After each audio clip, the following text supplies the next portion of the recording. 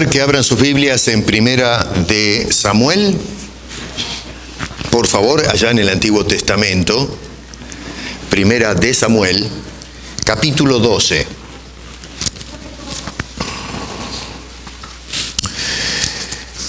Y quiero que se vayan hasta el verso 19.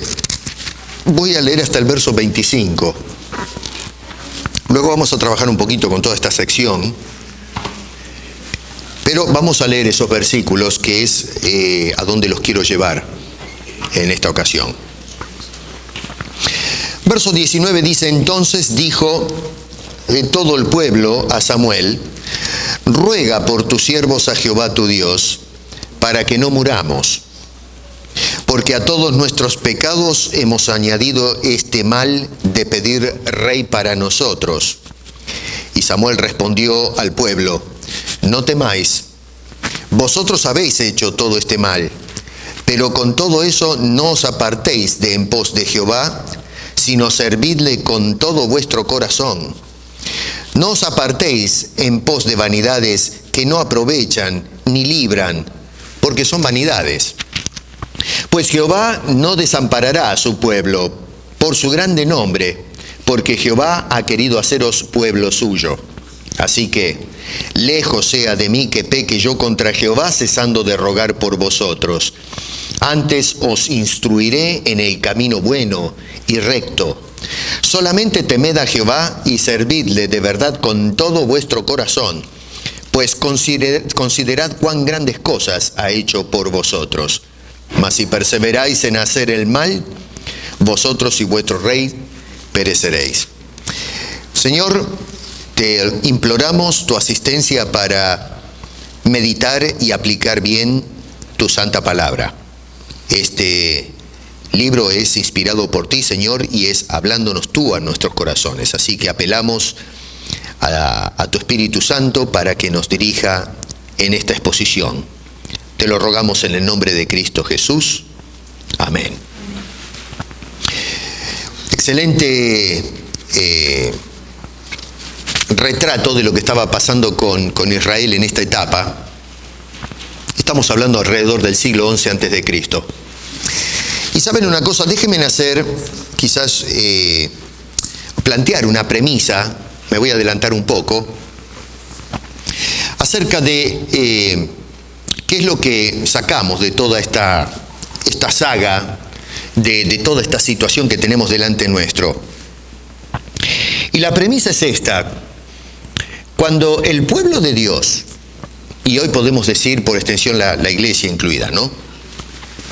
Se equivoca en la toma de decisiones, en la forma de conducirse muchas veces, puede y debo enfatizar eso, debe volver a Dios arrepentido.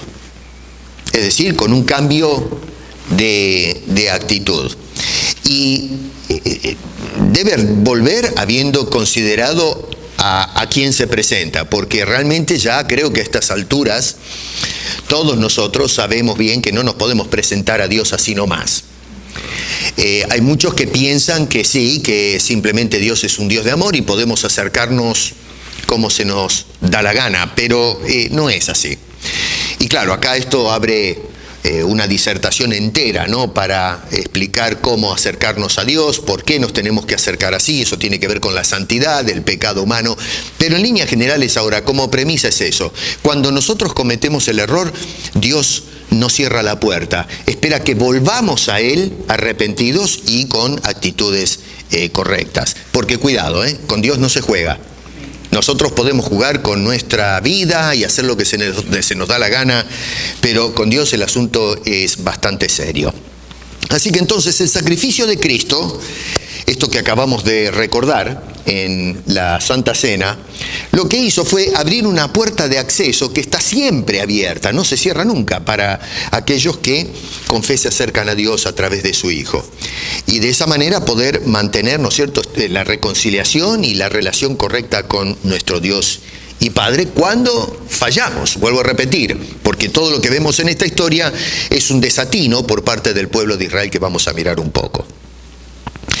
Acá entonces tenemos la historia trágica, le llamo yo, de decisiones mal tomadas por parte del pueblo de Israel. Vuelvo a repetir, estamos alrededor del siglo XI antes del nacimiento de Jesucristo. Saúl subió al poder en el año 1056 o 57 antes del nacimiento de Jesucristo. Y la actitud que tuvo el pueblo de Israel, o el desatino histórico que cometieron en ese momento, lamentablemente se sigue cometiendo en la actualidad dentro de la iglesia cristiana. Estamos hablando de 3000 años de historia y todavía estamos repitiendo el mismo error. Y el error al que estoy haciendo énfasis es reemplazar la soberanía de Dios por la dirección humana. Es de mover a Dios como soberano de su pueblo, y hoy, ahora, en este periodo de la gracia, la soberanía de Dios sobre su iglesia, y entregar esa iglesia y a la dirección de la iglesia a hombres. Yo siempre protesto, y lo hago con justicia, muchos dicen que no, que este movimiento apostólico que tenemos en la actualidad y que ha usurpado el derecho y la gloria a Dios para llevársela a ellos, es una vergüenza. Y es simplemente reemplazar la soberanía de Cristo sobre la iglesia para dársela a algunos individuos que se están enriqueciendo a costillas de la iglesia. Y eso es exactamente el mismo pecado que estaba cometiendo Israel en aquellos tiempos. Y reemplazaron la soberanía de Dios, y se sigue haciendo, movidos muchas veces por querer asemejarnos a las otras naciones. Queremos ser como las empresas y, en fin, las organizaciones seculares que manejan las cosas desde un punto de vista estadístico. Queremos ser como los demás, y entonces lo que hacemos es hacer una serie de arreglos, como hacía Israel en aquel entonces, para, en fin, salirse con la suya y querer ser un poquito más como el resto de las sociedades, en lugar de procurar ser diferentes. Porque en definitiva lo que Dios quiso del pueblo de Israel es que sea una nación diferente. Y lo que Dios quiere de nosotros los cristianos es que todos caminemos y nos manifestemos en el mundo como personas diferentes, no iguales a los demás. Miren, el trasfondo de estos versículos que leímos, váyanse un poquitito al capítulo 8, porque es de ahí de donde arranca todo eso. Yo lo que hice fue, no podemos leer todos esos capítulos porque se nos va todo el tiempo de la exposición. Ustedes después hagan el ejercicio en casa de leer todo. Yo voy a correr un poquito para darles la tienda de fondo, digamos, el contexto, pero nos ayuda un poco a mirar qué es lo que estaba pasando y por qué estas últimas palabras que el capítulo 12 menciona y que acabamos de leer. En primer lugar, en el capítulo 8, verso 5, insisto, después lean todo bien en casa, tenemos el deseo del pueblo de hacer cambios. Dice en el verso 5, le dijeron: he aquí tú has envejecido, le hablan a Samuel el pueblo, y tus hijos no andan en tus caminos. Por tanto, constitúyenos ahora un rey que nos juzgue como también como tienen, mejor dicho, todas las naciones. Entonces, acá tenemos a este pueblo que observa que las cosas no pueden seguir en el status quo, seguir como están. Queremos cambiar. La sociedad tiene que evolucionar, se tiene que mover con los tiempos. No podemos seguir con las antiguas prácticas o tradiciones. Nos tenemos que mover para adelante. Y noten ustedes que quiere ser un pueblo diferente, y quiere ser, por un lado, y por el otro lado quiere ser, porque la cosa es, a ver, si lo pongo de esta forma, una cosa sería, aunque no estaría bien, que quieran ser diferentes a lo que eran y continuar siendo diferente al resto de las naciones. Que eso ya amerita que abordemos la situación o esta pretensión del pueblo de una perspectiva diferente. Pero acá el asunto es que dicen, queremos ser diferentes. No lo dicen ahí, pero nos damos cuenta que no quieren seguir en esa tradición que estaban llevando con Samuel como el que dirigía las cosas, sino que quieren un rey. Pero el problema es que querían ser como las otras naciones. O sea que no es que quieren ser diferentes, dice, queremos dejar de ser diferentes. Queremos tener un rey como tienen todos los demás. Y ahí empiezan los problemas. Ahora, el tema es que históricamente, cuando estudiamos el Antiguo Testamento y leemos allá en el libro de Éxodo cuando Dios escoge al pueblo de Israel, que inclusive en el libro de Génesis ya lo tenemos escogidos en los lomos de Abraham, lo escogió para que sea una nación diferente. no para que sean igual que los demás. Dios les dijo, vosotros seréis santos porque yo soy santo, y no como el resto de las naciones. Eventualmente el apóstol Pedro, siglos y siglos después, va a utilizar esa cita del Antiguo Testamento para hablarle ahora a la iglesia, y repite exactamente la misma comisión. A la iglesia le dice, sed santos porque yo soy santos. Estamos estudiando en la escuela dominical la carta de Pablo escrita a los Efesios. En el capítulo 4, verso 17 dice, os ruego que no andéis como los otros gentiles que andan en la vanidad de su mente. ¿De qué nos está hablando Pablo? Quiero que sean distintos. No quiero que se identifiquen con la gente. Así que observamos este principio a través de las Escrituras, en donde vemos que Dios escogió a la nación, a su pueblo, para que sean distintos a los demás y no semejantes o iguales a las otras naciones. Y escúcheme una cosa, si no fuese eso, ¿para qué nos escogió Dios? Si no es para ser distintos, no tiene sentido que pasemos a ser un pueblo diferente. Así que tenemos eso. Número uno, como trasfondo, es el deseo de la gente del pueblo de Israel de ser distintos, de ser iguales al resto de la sociedad. Y versos 4 y 5, fíjense en ustedes las excusas que presentan para justificar algo que está mal hecho. Porque cuidado, a veces nosotros tomamos malas decisiones y en lugar de decir la embarré acá, yo creo que debí haber pensado un poco más, nos metemos en el asunto y después tratamos, una vez que estamos metidos en el lío, de buscar justificaciones, que es meramente una racionalización de los hechos, es decir, de justificar hechos malos, y comenzamos a buscar argumentos que me justifiquen la acción equivocada. En este caso, noten ustedes que en los versos 4 y 5, estos señores van a decir que, primero que todo, tuvieron consejos, fíjense ahí, entre los ancianos. Ancianos acá no son los viejos, sino los líderes de la nación, ¿no? Dice entonces, todos los ancianos de Israel se juntaron y vinieron a Ramá para ver a Samuel. Ahora, tomen nota primero que todo, que estos individuos se juntaron para deliberar qué hacemos para este cambio. La otra cosa es que dicen estos señores, Samuel, tú estás viejo. En este proyecto nuevo eres obsoleto. Y a mí me llama poderosamente la atención porque el tema no es que Samuel no servía, porque hasta el día de hoy, digamos, desde que están reunidos esta gente, Samuel hizo un trabajo extraordinario en la nación. Los puso en el mapa.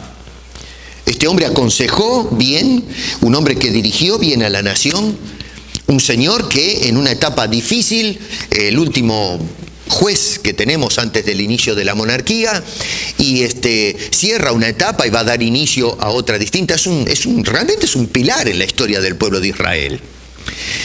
Y nunca hizo ninguna cosa extraña, al contrario, fue un buen juez, juzgó las cosas delante de Dios y con justicia, y que vengan ahora y le digan, Samuel, mira, ¿sabes una cosa? Necesitamos darte la jubilación, ya es tiempo de irte a descansar, viejo, tenemos otros planes, así que ya no vas más para adelante. Es cierto que nos dice el versículo 3 que los hijos de Samuel eran unos crápulas, unos desalmados. Nos dice ahí que eran personas que hacían unos líos tremendos, se volvieron, dice, tras la avaricia, dejándose sobornar y pervirtiendo el derecho. Así que, ¿qué pasa? Ellos vieron esta situación con los hijos de Samuel, entre otras cosas, como una oportunidad para hacer los cambios. ¿Cómo arreglamos este asunto? A ver, ¿de dónde nos agarramos para ser como las otras naciones y tener un rey? Bueno, van a Samuel y le dicen, Samuel, ¿sabes una cosa? Vos ya estás viejo, hermano, y tus hijos son unos sinvergüenzas, unos desalmados. Si te mueres, nos van a juzgar esto. Yo estoy acá poniendo palabras, ¿no? Obviamente que no está todo el detalle, vamos atando los cabos y vemos la conclusión. En definitiva, dijeron, sabes que tenemos que hacer un cambio de orden. La sociedad, muchos piensan que, así como pasaban los tiempos de Israel, dicen que tiene que evolucionar, que tiene que cambiar. Y con ella el pueblo de Dios tiene que ir adaptándose a los cambios históricos y sociales de, vale la redundancia, la sociedad en donde estamos insertados. Tiene que cambiar con los tiempos, tenemos que cambiar la manera de vestirnos, la manera de hablar, la manera de conducirnos, porque los tiempos se están moviendo y entonces nos tenemos que mover con ellos. Es decir, hay que adaptarse a las demandas de una sociedad cambiante y progresista. Ahora, es cierto que había problemas en Israel. Hay que ser muy sincero con las escrituras y con la historia para decir, bueno, acá estos hombres están exagerando. No hay necesidad de cambios. No, había que hacer ajustes. Por lo pronto, estos dos sinvergüenzas que eran los hijos de Samuel había que sacarlos corriendo, porque si estaban haciendo negocio, como sucede, otra vez volvemos a lo mismo, como sucede con el Evangelio en la actualidad, que se está negociando con la palabra de Dios, bueno, eso había que sacarlo. Y esta gente ya estaba hasta acá arriba con los hijos de Samuel. Así que tenían razón. Había una causa justificada para hacer ciertos ajustes. No se podía justificar que estas personas terminen siendo los jueces y los que iban a encaminar las cosas de Dios a la nación en cuanto a las cosas de Dios. Pero noten ustedes que a pesar de que, si bien es cierto que tenían este problema, no era una justificación para hacer lo que estaban haciendo. Y sabemos eso porque en el verso 7 Dios entra en acción y le va a decir a Samuel, ¿sabes una cosa? No me desecharon a mí. No te desecharon a ti, sino que me desecharon a mí. Y tomen nota lo doloroso que es lo que dice Dios. No solamente doloroso para él, en su corazón, pero el acto mismo es un tremendo desastre lo que están haciendo. Porque dígame, ¿a dónde vamos nosotros si desechamos a Dios? Y lo que está diciendo acá Dios mismo es que desecharon a Dios. Y entonces Dios lo que trata es de expresar la gravedad de la cosa. Los ancianos acá se reunieron a discutir, pero el fallo es que se reunieron primero que todo a discutir sin Samuel en el medio. ¿Se dieron cuenta de eso? Ese es el primer grave error que cometieron. Hoy día la iglesia toma decisiones de cambios y ajustes doctrinales, de ética. La alabanza hoy, perdóneme, pero lo que se ve en las iglesias hoy es un despilfarro moral increíble, ¿no? De bailes y cosas. A veces ahora en el YouTube salen cada video que me dejan pasmados. ¿Y por qué sucede eso? Porque no consultamos con la palabra de Dios. No hay discernimiento en cuanto a las cosas de Dios. Este hombre era un representante, ¿no es cierto?, de Dios en un sentido entre ellos. Y lo que tuvieron que haber hecho es mirar ciertamente que hay ciertos arreglos que hay que hacer y tal vez decirle a Samuel, venga para acá. Mire, siéntese ahí, queremos traerle algunas inquietudes. Una de ellas es que tenemos miedo que usted se nos muera, qué sé yo, ya está viejo. Tenemos el problema de las naciones que están queriéndose comer al pueblo de Israel constantemente. Necesitamos un caudillo militar que nos represente. Número 3, necesitamos orientación espiritual, pero lamentablemente sus hijos, disculpen, ¿no?, pero son unos desalmados. Así que, ¿qué hacemos con esto? Y sin duda que Samuel, pienso yo, debido al perfil que se nos plantea en la Escritura, hubiese dicho, hermanos, ¿saben qué? Denme tiempo, voy a ir a conversar con Dios. Porque a lo menos eso es lo que ha hecho Samuel hasta ahora. Más adelante en el capítulo 12 vamos a mirar los versos 1 al 5 como él va a presentar como si fuese en una corte. Dice, si ustedes tienen algo en contra mía, si he tomado algo de ustedes, dígamelo, hagan la denuncia. Dijeron, no, siempre fue un hombre íntegro. Pero ¿qué pasa? Entonces, ¿tuvieron la reunión y no consultaron con Samuel? Y lo peor de todo es que tuvieron la reunión, no tuvieron a Samuel y no consultaron con Dios mismo. Porque digamos que Samuel por alguna razón se les escapó, por el tubo, qué sé yo, pero dejar a Dios afuera de la consulta, de tomar la decisión de llevar a la nación en una dirección nueva, sin consultar con el que le dio identidad a la nación. Miren, cuando nosotros en la actualidad tomamos decisiones en cuanto a las cosas del cielo, las cosas del reino, cómo debe manejarse la iglesia, cómo tenemos que vivir como cristianos, y no traemos a Dios en la conversación, estamos desechando a Cristo, que es la cabeza de la iglesia. Y es por eso que hoy la iglesia va mal, los cristianos caminamos mal, no tenemos un testimonio sólido en la sociedad, estamos haciendo barro, estamos haciendo las cosas mal. Y muchas veces en nuestras decisiones personales fuera de la iglesia, cuando vivimos trabajando todos los días o en el hogar, en nuestro vecindario, no tenemos influencia sobre los demás porque cuando nos ven no somos consecuentes. Tomamos decisiones arbitrarias sin hablar con Dios. Y si hablamos con Dios es para torcerle el brazo a Dios, usar justificaciones baratas para mover a Dios a la esfera nuestra. Y desgraciadamente eso nos va a llevar, como así llevó al pueblo de Israel, a una decisión tremenda, trágica, que le afectó grandemente. Hermanos, hay necesidades, siempre hubo necesidades de cambio, nadie puede negar eso. Acá en el pueblo de Israel es evidente que hay necesidades de cambios. Pero tenemos que tener cuidado qué tipo de cambios estamos haciendo y qué los motiva esos cambios. Si es que estamos queriendo hacer la voluntad de Dios y por eso necesitamos hacer ajustes, o es que queremos desplazar a Dios y hacer nuestra voluntad, lo que a nosotros nos gusta, y terminamos haciendo un lío bárbaro. Acá, a modo de paréntesis, hay un principio que podemos afirmar en cuanto a los ministerios, hermanos. Y es que, digo esto, acá estoy estirando un poco las escrituras, no está ahí en el texto, pero hago esta conclusión debido a la situación de los hijos de Samuel. Y concluyo esto: los ministerios no son transferibles, no son hereditarios. Acá Samuel metió la pata, porque él, primero pienso yo que tuvo algún tipo de influencia para que sus hijos suban al trabajo que él estaba haciendo. Y dos, me cuesta creer que Samuel, si bien a lo mejor no los veía, pero estoy seguro que habrá escuchado rumores de que los hijos estaban delinquiendo en el pueblo de Israel. Y acá creo que hay una falla de parte de Samuel de no haber actuado más rápidamente, de parar a los hijos en seco.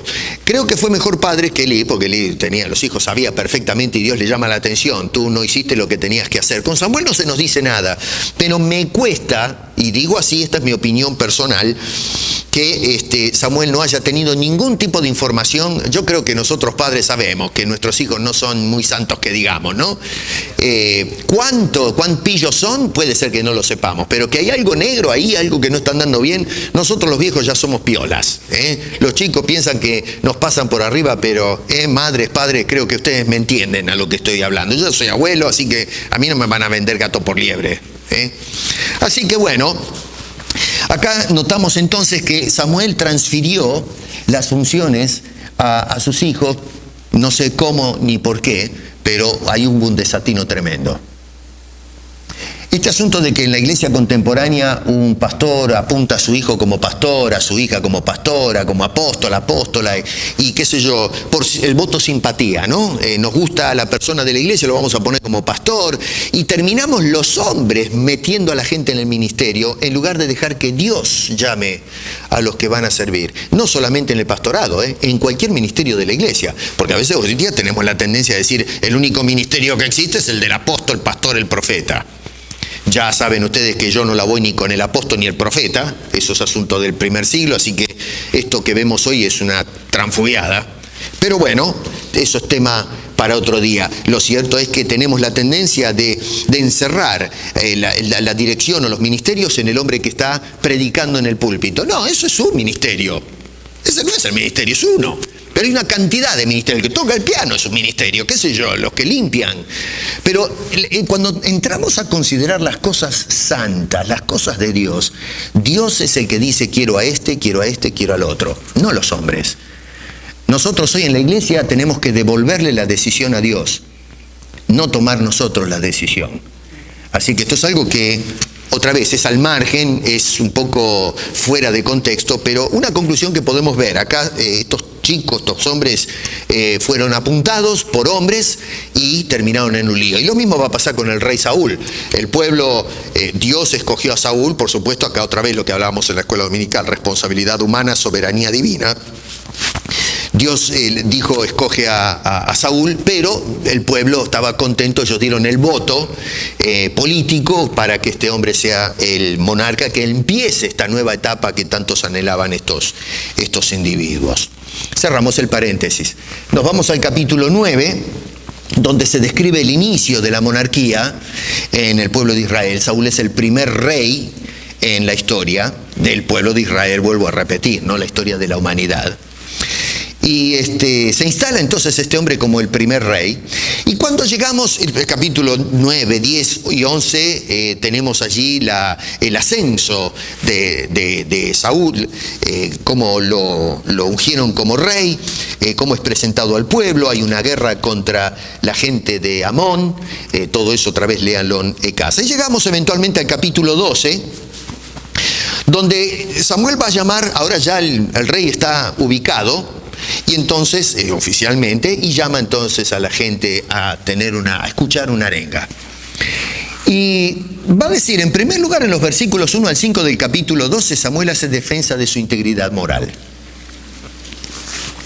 Especialmente en el verso 3, noten que dice, yo por amor a la brevedad corro, ustedes lean en casa, dice, aquí estoy atestiguado contra mí delante de Jehová y delante de su ungido, es decir, Samuel, Samuel el rey, dice, si he tomado el buey de alguno, si he tomado el asno de alguno, si he calumniado a alguien, si he agraviado a alguno, o si de alguien he tomado cohecho para cegar mis ojos con él y os lo restituiré. Dígame, ¿hice alguna cosa inmoral delante de ustedes? Otra vez ahí ustedes en el verso 4 dice nunca.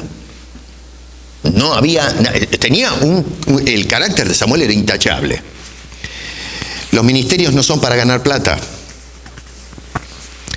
Otra vez me salgo un poquito de la línea, pero cuando le preguntaron a este hombre, cuando él, mejor dicho, preguntó a la gente, ¿yo tomé ganancia deshonesta de ustedes? Dijeron, no.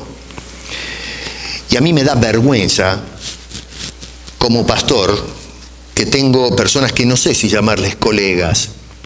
Vergüenza me da, porque colegas llamo a personas que son honestos con las cosas de Dios, pero hombres o mujeres hoy que se meten en los ministerios para sacar plata, para ganar dinero, usan la dirección de la iglesia como profesión, para hacerse ricos.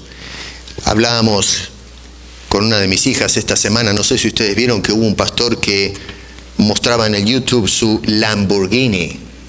¿Alguien sabe cuánto vale un Lamborghini hoy? ¿Alguien tiene una idea? ¿Cuánto vale? $300,000. $300,000. El hombre hay un video que puso el pastor diciendo, la iglesia me regaló un Lamborghini. Yo no sé, seriamente, si a mí viene la iglesia, ustedes vienen, me compran un auto, un Lamborghini y me lo ponen ahí afuera, digo, vayan y devuelvan eso. Ustedes tengo que empezar a predicar desde cero, no agarraron nada de lo que les estoy predicando. ¿Y saben qué significaría eso? Mi fracaso como pastor, porque no entendieron nada. A ver, yo no sé, claro, hay pastores que se van a poner locos, decir, no, pero la iglesia me quiere premiar con un Lamborghini, no tiene derecho. Y agarran pasajes bíblicos diciendo, no pongas bozal al buey cuando trilla, ¿no es cierto? El pobre animal, el obrero es digno de su salario. Óigame, pero que coma el pastor es una cosa, pero que maneje un Lamborghini, pero vamos, por favor, ¿a quién le ganaron? Pastores que van con avión de primera clase porque una vez un sinvergüenza dijo, el Espíritu Santo viaja en primera clase, y la gente dice amén, vamos, pero por favor, así le va al pueblo, Hacemos cambios todos torcidos sin consultar a Dios. Si consultáramos mejor a Dios, nosotros escaparíamos a estas cosas. El ministerio no es para ganar plata. Y eso es lo que está planteando acá Samuel. Yo alguna vez tomé dinero incorrecto de ustedes, dijeron, no, nunca. Qué lindo, Eso es un testimonio íntegro por parte de este señor. Y la segunda cosa es que va a presentar incluso defensa contra Dios mismo. Porque desde el verso 6 en adelante, está indicando o apuntando o enlistando todos los beneficios que ellos recibieron de parte de Dios. Y Dios nunca falló. Y lo que va a indicar en los versículos que siguen es que si ellos tuvieron problemas en Canaán, no es porque Dios fue infiel, sino porque ellos pecaron. Así que no es responsabilidad de Dios, sino del pueblo, que no estaba agarrado de la mano de Dios, y entonces se metieron en unos líos bárbaros. Así que la pregunta es, ¿qué se debe hacer? Evidentemente acá, otra vez les di todo ese contexto para que se den cuenta cómo el pueblo cometió un error gravísimo al elegir como rey a Saúl. Desecharon a Dios, el mismo Dios lo dice, capítulo 8, verso 7. ¿Cómo? Pero, a ver, todos nosotros cometemos errores, y la iglesia contemporánea está cometiendo errores y grandes. Pero, como dije al principio, Dios envió a Jesucristo para abrir la puerta a la presencia de Dios, no para cerrarnos el acceso a Dios. Entonces la pregunta es, ¿qué se debe hacer o qué debe hacer una persona o la iglesia cristiana en la actualidad o el pueblo de Dios en el Antiguo Testamento para arreglar las cosas mal hechas con Dios? ¿Cómo hacemos para volver a Dios? ¿De qué manera nosotros nos reconciliamos con Él? Porque Dios quiere que nosotros volvamos, no que nos quedemos allí en la intemperie sin ningún tipo de protección. Porque noten ustedes que es algo muy lindo esto, en el capítulo 8, verso 7, Dios le dice, ustedes me han desechado. Pero en ningún lugar encontramos a Dios diciendo, yo los deseché a ustedes. Dios está haciendo la invitación a que lo consideren de nuevo. Por eso digo, la puerta está abierta. Jesús dijo, yo soy la puerta, que por mí entrare y entrará y saldrá y hallará pastos. Tenemos esa libertad de interacción, de ir y venir. ¿Se dan cuenta? Y Dios es el centro de rotación de nuestras vidas. Ahí nos vamos moviendo, dirigidos por Dios. Y si nos vamos un poquito lejos, tenemos el acceso de nuevo, el regreso al Padre Celestial. Bueno, ¿qué tenemos que hacer? Bueno, verso 19 del capítulo 12. Ahora sí, miremos un poco estos versículos. Lo primero que se debe hacer es hacer un reconocimiento de los pecados. Noten que el verso 19 dice, entonces dijo todo el pueblo a Samuel, ruega por tus siervos a Jehová tu Dios para que no muramos, porque a todos nuestros pecados hemos añadido este mal de pedir rey para nosotros. Es decir, acá no se trata de decir, bueno, sí, está bien, nos equivocamos, tuvimos que pensar un poco mejor, pero acá no ha pasado nada. Vamos para adelante, sigamos, la próxima vez lo vamos a hacer mejor. No, momentito. Noten que acá tenemos una visita por parte de esta gente a los pecados pasados. O sea que ven el prontuario que ellos tienen con Dios. Esto no es un asunto del momento, es un asunto de lastre.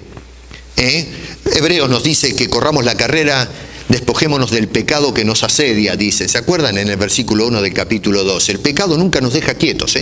Nosotros vamos corriendo en la carrera de la fe a toda velocidad y va ese enemigo nuestro corriendo atrás de nosotros, asediándonos, acorralándonos, tratando de frustrar nuestra carrera en la fe.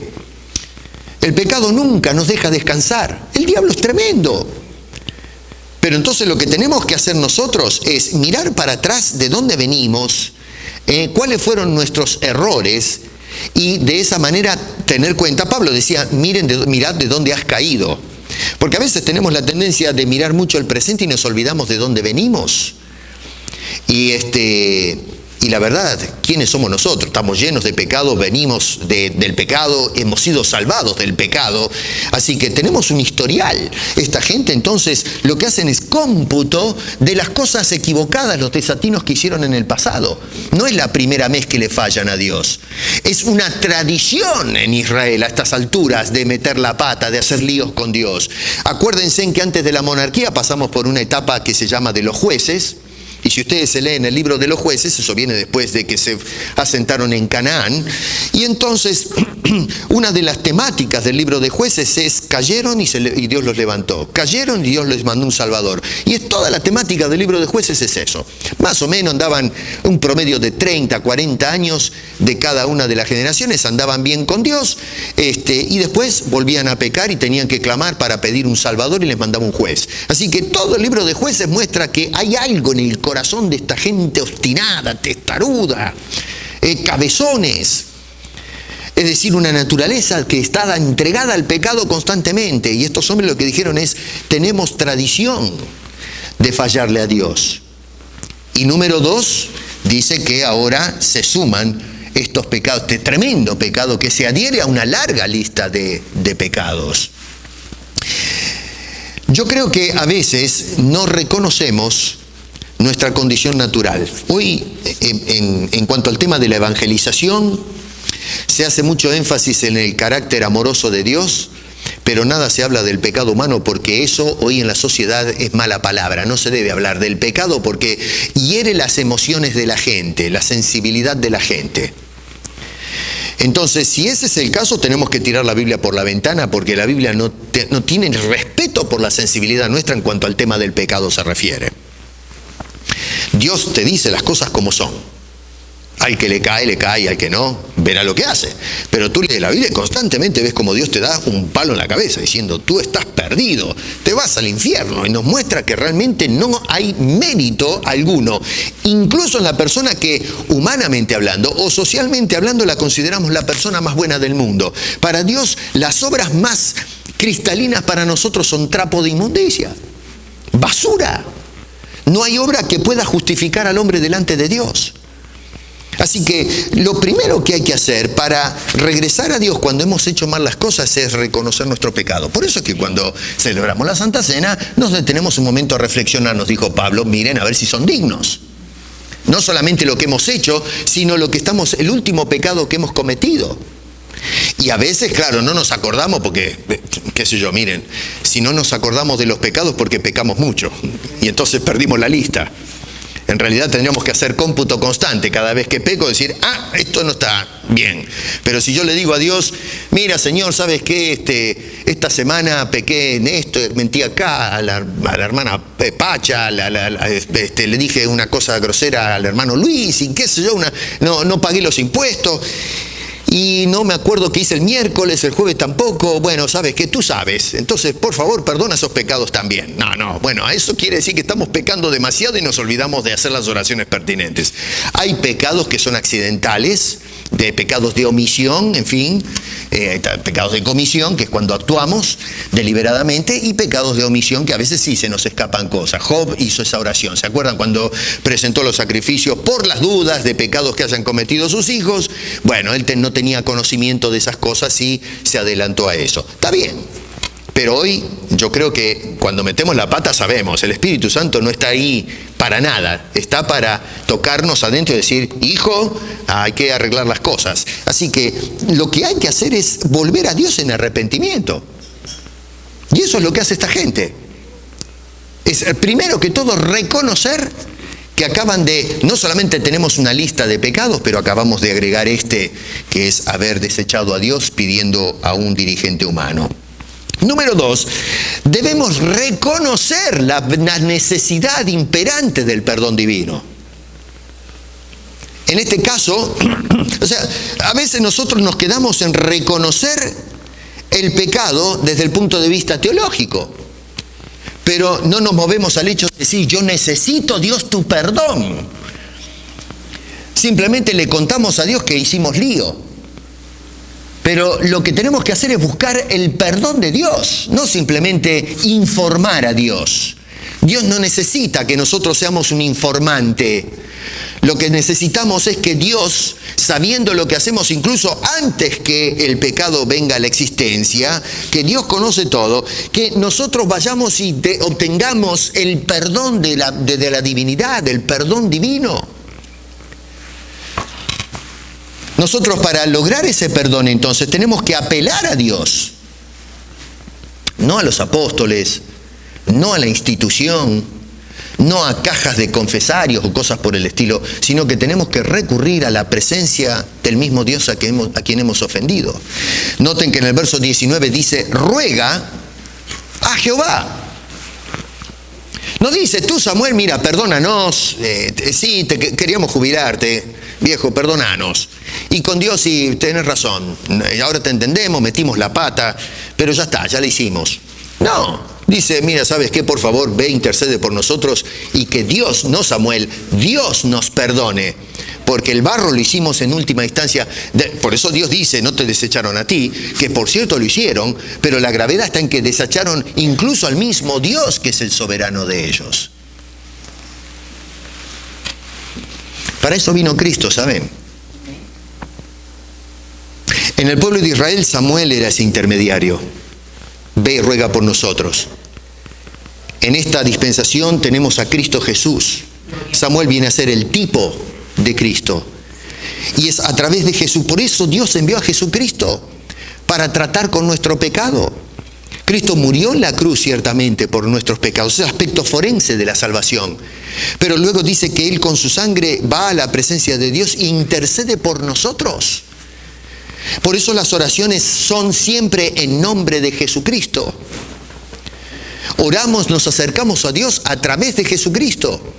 En el libro de Hebreos, en el capítulo 10, versos 19 en adelante, dice: acerquémonos a Dios, acerquémonos al trono, al lugar santísimo, a través del velo, que es el cuerpo, el sacrificio de la persona de Cristo entregado por nosotros. No podemos acercarnos a Dios, ya lo he dicho muchas veces, de la manera que a nosotros nos parece, porque entonces estamos pavimentando caminos falsos que creemos que nos van a llevar a Dios, pero no, nos llevan a cualquier lado. Así que es a través de la persona de Cristo que vamos a Dios para obtener su perdón y entonces continuar nuestro derrotero cristiano como un pueblo que es obediente y que es de su agrado. Y número 3, debemos reconstruir nuestros patrones de comportamiento equivocado.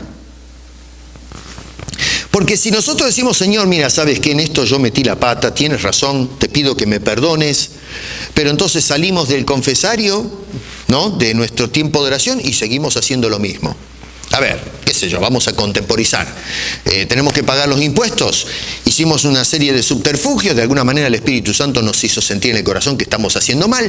Mira, Señor, sí, tienes razón. Ahí se trampa con los impuestos. Pero entonces ahora que viene a ser el asunto de que tenemos que hacer el tema de los impuestos, hacemos trampa de nuevo. Bueno, ¿de qué estamos hablando? ¿Se arrepintió o no se arrepintió? Señor, mira, ¿sabes qué? Engañé a mi mujer. Tuve pensamientos incorrectos, o a mi marido, qué sé yo, y está mal, pero entonces terminamos con la oración, pedimos perdón, y resulta que después salgo de la iglesia y vuelvo a cometer el mismo error. Pues se cruzó por la calle la chica o el muchacho que nos robó la vista, y allá vamos pollerudos, ¿no?, atrás de la muchacha. Vamos, querido, pero a ver, ¿qué estamos jugando? ¿Qué es eso? El perdón, el arrepentimiento, todo eso implica que vamos a hacer ajustes, vamos a reenfocar nuestra vida.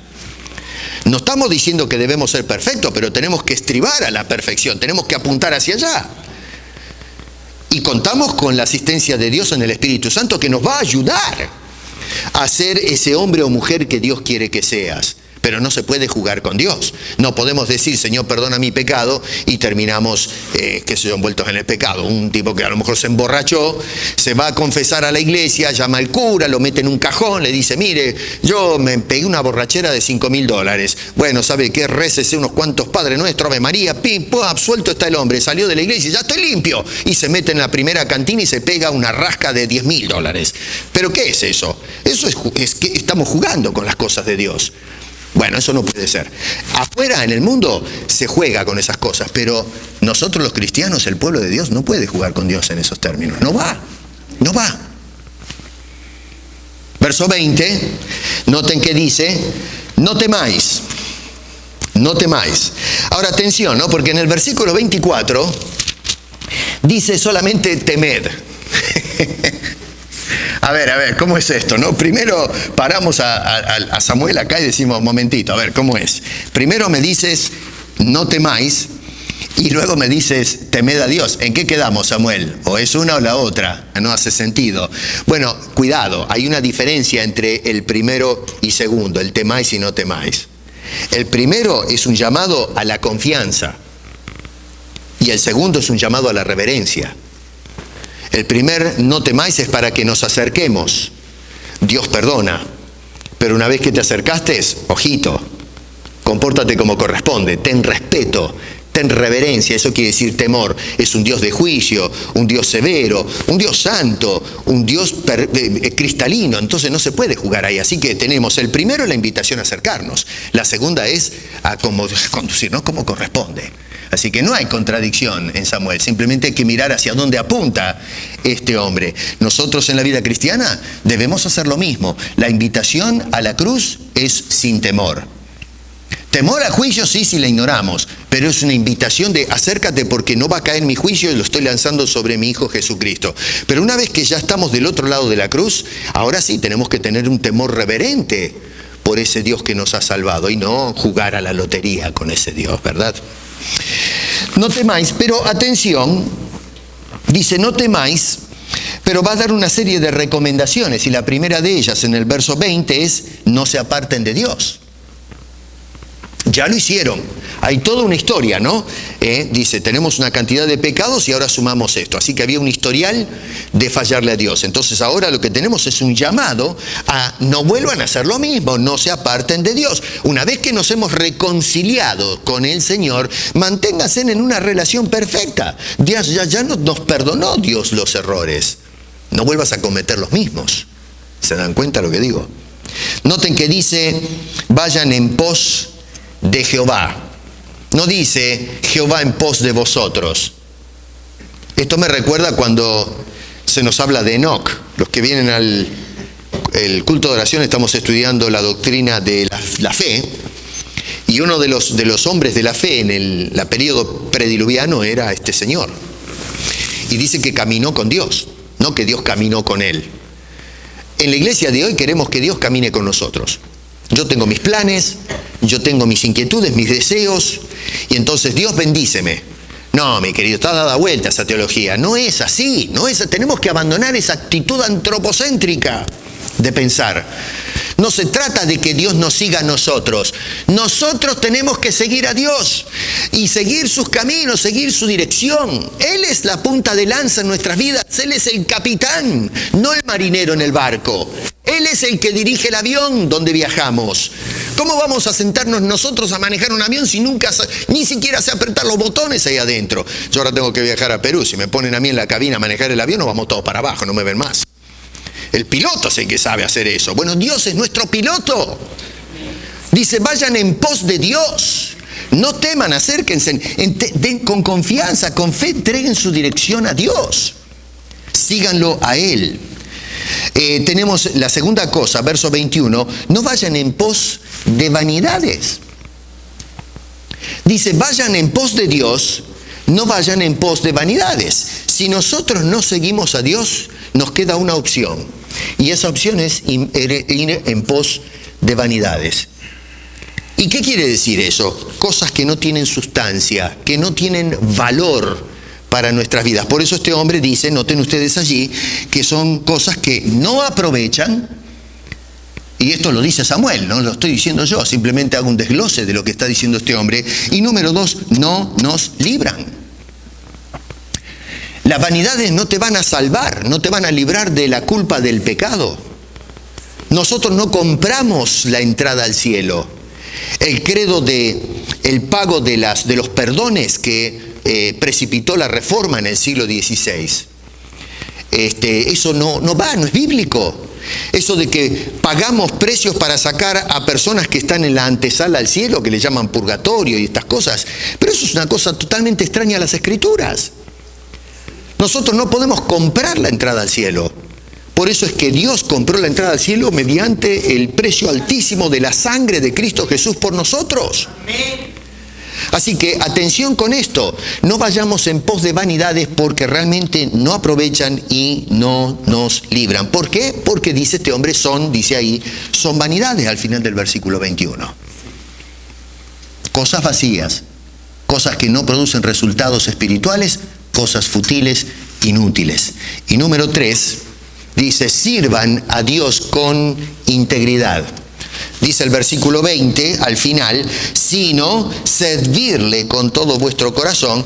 Y en el verso 24, solamente temed a Jehová y servidle de verdad con todo vuestro corazón. Noten cómo se menciona, ¿no es cierto?, con qué actitud debemos entonces servir a Dios. Aquí está hablando de integridad. El pueblo de Israel servía a Dios, sí, ¿de qué manera? Y bueno, llevaban los sacrificios, ahí estaba Samuel, ora por nosotros, necesitamos consejos, hacían todo el ritualismo, de la nación siempre se enamoró de esto, de que pensaban que porque hacían una serie de rituales ya estaban bien con Dios. Hoy pensamos que porque, qué sé yo, me comí el pan y el vino ya estoy bien con Dios, porque me meto adentro del agua del bautismo ya estoy arreglado con Dios. Y lo que tenemos son cristianos mojados y alimentados, pero no salvos. ¿De qué me sirve a mí gente bañada o gente que comió pan y vino, hizo un ritual, pero no tiene una vida transformada? Pensamos que porque vamos a cierta hora a la iglesia, tantos días a la semana, y qué sé yo, hacemos una cantidad de ritualismos, ya está todo arreglado con Dios. Pero no. Dice, hay que servir a Dios y servirlo con integridad, con un corazón íntegro. Dice este Señor, noten ustedes, primero que todo, que es de todo corazón. Dios es un Dios celoso, no quiere corazón a medias, quiere todo tu corazón. Dame, hijo mío, tu corazón, dice el Señor al profeta. Dame tu corazón.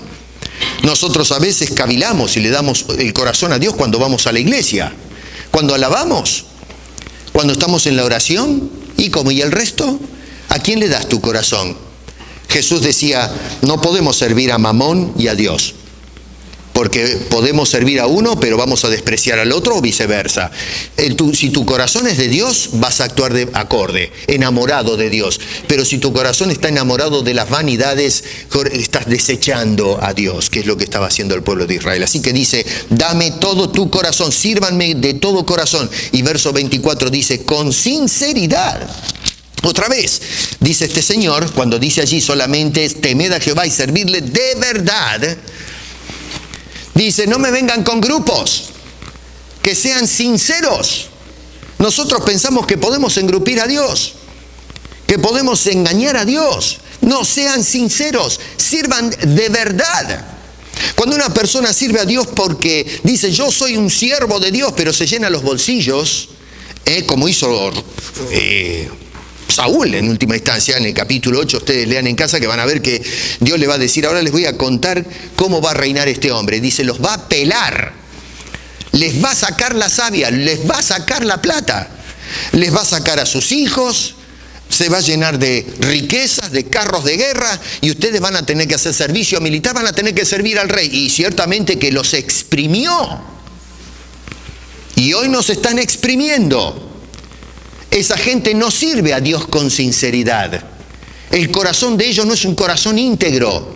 Ellos se muestran íntegros, pero son falsos exponentes. Así que cualquier servicio que hagas a Dios, primero sincérate con Él, porque no vamos a poder engañar a Dios. ¿Estás sirviendo con corazón sincero? ¿Estás entregado? ¿Este corazón se lo has dado a Dios? ¿O tú quieres que Dios te dé su corazón y apropiarte tú de hacer del corazón de Dios tu patrimonio y manejar el corazón de Dios como se te da la gana?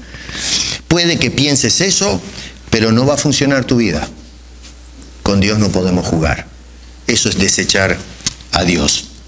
Entonces, se dan cuenta que lo que encontramos al final, y con esto cierro, es que Dios, a pesar de que ellos la habían barrado, el pueblo, sin embargo Dios todavía dejó la puerta abierta para que vuelvan. Solamente que les está enseñando ahora a través de su juez, de Samuel, de cómo tienen que hacer las cosas. Y hoy día tenemos a Jesucristo, que es nuestro Samuel. Y es Jesucristo el que nos orienta. Él dice, yo soy el camino, nadie viene al Padre si no es por mí. Y luego nos invita a cómo tenemos que caminar. Los apóstoles luego continuaron la enseñanza que les dio Jesucristo, y es por eso que constantemente todos ellos nos dan enseñanzas acerca de conducta cristiana. No podemos vivir así nomás. Si realmente hemos sido regenerados, si hemos aceptado a Cristo como Salvador personal, el Espíritu en nosotros ahora, el Espíritu de Dios, nos va a ir formando el carácter, nos va a ir dirigiendo a depender totalmente de la gracia y el favor de Dios. Y cuando nos equivocamos, la puerta Cristo la abrió para que vayamos constantemente a la presencia de Dios y nunca nos echa fuera. Nosotros desechamos a Dios. Dios nunca nos desecha a nosotros. Ustedes vean ahí en el versículo 22 que dice, yo los escogí, ustedes son mi pueblo, dice Dios. Así que ciertamente hoy la iglesia ha entrado en arreglos y cambios peligrosísimos para la doctrina y la salud de la iglesia. Tenemos que arrepentirnos, tenemos que volver a las bases, pero tenemos que volverlo a través de Jesucristo y tenemos que empezar a caminar según las pautas que nos traza el Señor en su santa y bendita revelación. Quiera Dios que aprendamos de este fracaso en el pueblo de Israel y que nos sirva de experiencia a nosotros para no cometer los mismos errores que cometieron aquellos individuos en el Antiguo Testamento. Que Dios nos acompañe en esta semana que comienza. Padre, te damos muchas gracias por haber, preservado estas historias que cuando la vemos en su contexto nos ayudan a perfilar qué es lo que estaba pasando en el corazón de la nación y descolla no tanto las fallas de ellos, sino el amor y paciencia que tú tienes con los hombres cuando fallan. Y por eso te damos gracias y te alabamos. Gracias por tenernos paciencia. Gracias por ser tolerantes con tu pueblo, porque estos hechos nos muestran que el hombre realmente no tiene méritos y no puede hacer cosas que le computen a su favor. Al contrario, el hombre siempre muestra que necesita a Dios. Así que, Señor, te necesitamos. En la iglesia contemporánea, más que nunca, necesitamos que nos devuelvas otra vez a tus enseñanzas, a Cristo, el Cristo de la cruz, el Cristo de la salvación, que tengamos conciencia de nuestros pecados. Ayúdanos, no nos sueltes, por favor. Llévanos a través de tu Espíritu Santo a atravesar esa puerta que es Cristo Jesús para continuar caminando reconciliados contigo. En esta semana que comienza, bendícenos, Señor, y llévanos de la mano para glorificar tu nombre. Porque te lo pedimos todo en el nombre precioso de Cristo Jesús. Amén.